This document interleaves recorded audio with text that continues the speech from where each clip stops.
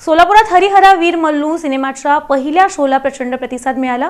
पवन कल्याण fans association तर्फे napkin वाटप सुद्धा करण्यात आलं। सोलापुरात पवन कल्याण यांच्या बहुप्रतीक्षित ऐतिहासिक चित्रपट हरिहरा वीर मल्लूचा पहिला शो दिमाखात पार पडला। पहिल्याच दिवशी सिनेमाला प्रेक्षकांचा उत्स्फूर्त प्रतिसाद मिळाला। थिएटर परिसरात उत्सवाचं वातावरण निर्माण झालं। या विशेष प्रसंगी पवन कल्याण फॅन्स असोसिएशन सोलापूर यांच्या वतीनं एक समाजहिताचा उपक्रम राबवण्यात आला। 500 नॅपकिन्सचं मोफत वाटप करण्यात आलं। या उपक्रमाचं सर्वत्र कौतुक होत आहे। चाहत्यांनी ढोल ताशांच्या गजरात, फटाक्यांच्या आतषबाजीत आणि पवन कल्याण यांच्या पोस्टरवर दुग्धाभिषेक करत आपली निष्ठा आणि आनंद व्यक्त केला।